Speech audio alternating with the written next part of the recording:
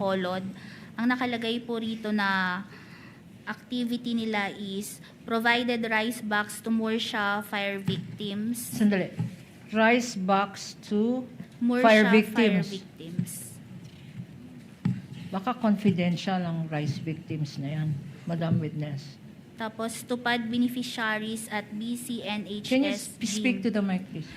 Tupad beneficiaries at BCNHS Gym, Dole, Tupad payout May 1, 2023, 198 recipients, daily wage for 50, a total of 841 cash disbursed 10 days. Mga tupad beneficiaries, linista dyan, kung magkano. Ito po yung mga naging activity po dun sa So, Bacolod rice Satellite. giving, tupad activities, ano pa? Medical mission po. Medical mission, Release of rice boxes to beneficiaries in Sebastian Antique.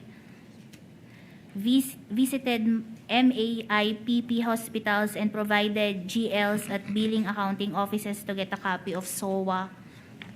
Yun. With visit the ng indulgence of hospital. counsel, Ms. Eileen, these are the activities na sinasabi nilang kinover ng intelligence operations.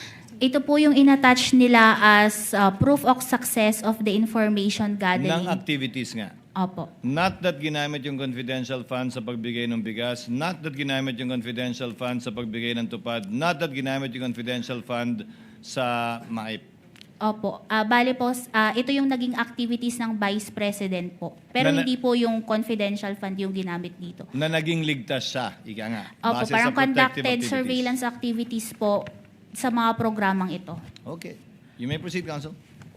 Again, para sa record, itong mga activities daw, yung mga rice giving, yung mga tupad na yan, doon siya nag-conduct ng surveillance activities. Yung bang sinasabi mo, Madam Witness? Ang nakalagay po kasi dun sa certification, nag-conduct siya ng confidential activity, surveillance activities before, parang ang pagkakaintindi ko po dito is yung nag-conduct sila ng surveillance activities before the engagement of the Vice President po. Parang At sinabi mo na kasama to sa notice of disallowance? Opo, kasi hindi napapakita ng mga dokumentong ito kasama yung certification na there was success in the information gathering and surveillance activities. Kasi yung statement lang po is there were no untoward incidents. Hinahanap ko po kung ano yung...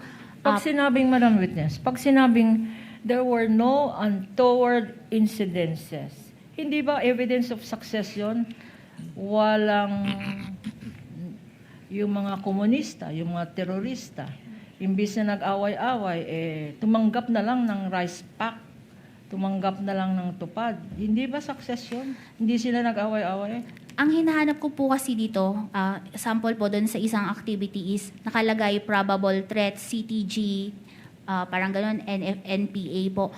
Ang hinahanap po kasi is payment of rewards. Meron bang doon sa probable threat na yun, may nahuli ba? Parang ganun po. Yun ang magwa-warrant ng payment of rewards po. At wala kang ganon Yun po ang na hindi nakita hindi sa po evaluation mo, Madam Witness. Opo.